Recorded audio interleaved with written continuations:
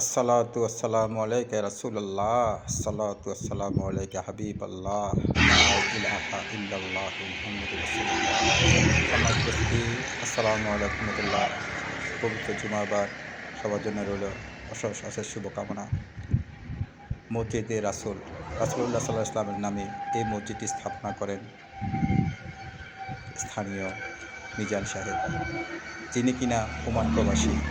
আর ওমানে থাকাকালীন করোনা আক্রান্ত উনি মারা যায়।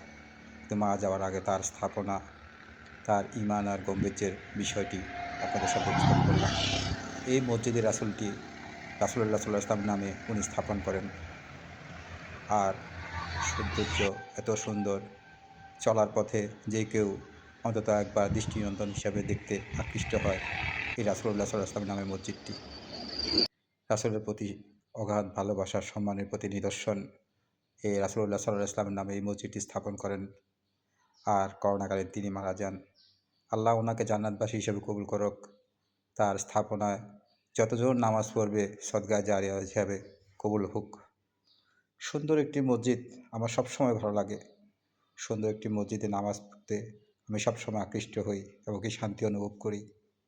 মসজিদ আল্লাহর ঘর, আর মসজিদ দুনিয়াতে জান্নাতের টুকরো। ভ্রমণের সময় যখনই যেদিকে যাই সুন্দর একটি মসজিদ দেখলে নামাজ পড়তে দাঁড়িয়ে যাই, চেষ্টা করি ন্যূনতম 2 রাকাত নামাজ পড়ার জন্য। আর মসজিদটির কারুকাজ, সৌন্দর্য, ফুলের বাগান সব কিছু আমাকে খুবই আকৃষ্ট করে। এমনিতেই আমি সবসময় মসজিদ নিয়ে ধারাবাহিক প্রতিবেদন দিয়ে থাকি। আর তারই অংশ হিসাবে আজকের এই মসজিদে রাসূলুল্লাহ সাল্লাল্লাহু আলাইহি ওয়াসাল্লামের নামের মসজিদে রাসূলুল্লাহ সাল্লাল্লাহু আলাইহি ওয়াসাল্লাম। ভিতরের গম্ভীর্য এবং কি মসজিদের কারুকাজ অত্যন্ত সুন্দরভাবে করা হয়েছে মার্বেল টাইলস দিয়ে। এইটি হচ্ছে ফেনী থেকে দাগনভূঞা হয়ে দুধমুখা বাজারের ঠিক আগে। দুধমুখা বাজারের ঠিক আগে এই মসজিদটি অবস্থান। আমরা অনেকেই পথে যাওয়ার সময় লক্ষ্য করি বা অনেকে দেখেননি, আর তাদের জন্য আমার এই উপস্থাপনা মসজিদে রাসূলুল্লাহ সাল্লাল্লাহু আলাইহি ওয়াসাল্লাম আপনাদেরকে দেখানোর জন্য আজকে এই প্রতিবেদন। আসসালামু আলাইকুম রহমতুল্লাহ। মসজিদে রাসূলুল্লাহ সাল্লাল্লাহু আলাইহি ওয়াসাল্লাম নামের উপরে হায়াতপুর দাগনভূঞা ফেনীতে এই মসজিদটি স্থাপনা করা হয়েছে। স্থাপিত হয়েছে 29শে মে 2015 তারিখে। আর এই মসজিদটি কে স্থাপন করেছে ওনার সাথে কথা বলবো। জি, আসসালামু আলাইকুম মুফতি। আপনি তো এই মসজিদে নিয়মিত নামাজ পড়েন, এই মসজিদটি কে স্থাপন করেছিল? মিজানুর রহমান। হ্যাঁ, উনি আছেন এখন? মারা গেছে? ওমানে মারা গেছে না, করোনার সময়। যাক, উনি কি সুন্দর আল্লাহর রাসূলের নামে এই মসজিদটি করেছেন এবং কি খুব সুন্দর এলাকার মানুষের জন্য। আমরা তো নিয়মিত এই মসজিদে নামাজ পড়েন আপনি? হ্যাঁ, কি জুমার নামাজ হয় এখানে? জুমার নামাজ হয় না, পাঞ্জেগানা। উনি ওনার বাড়ির সামনে পাঞ্জেগানা মসজিদটি স্থাপন করেছেন। আর করোনাকালে উনি মারা গেছেন না? ওয়াকফ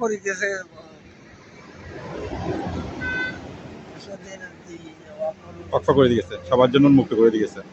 তো ধন্যবাদ আপনাকে। ঠিক আছে, আসসালামু আলাইকুম। আলহামদুলিল্লাহি রাব্বিল আলামিন আর রহমানির রহিম মালিকি ইয়াউমিদ্দিন ইয়্যাকা না'বুদু ওয়া ইয়্যাকা নাস্তাঈন ইহদিনাস সিরাতাল মুস্তাকিম সিরাতাল লাযীনা আন'আমতা আলাইহিম غير المغضوب عليهم ولا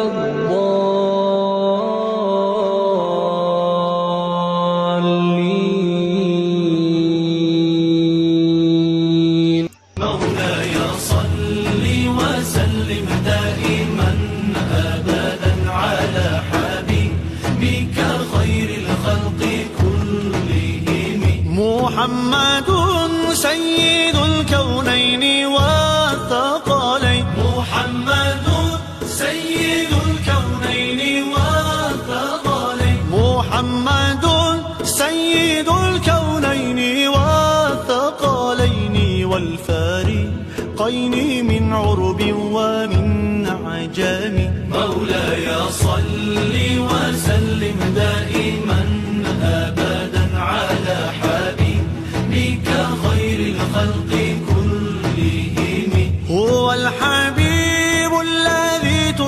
شفاعته هو الحبيب الذي ترجى شفاعته هو الحبيب مولاي صل وسلم دائما أبدا على حبيبك خير الخلق كلهم محمد سيد الكونين والثقلين محمد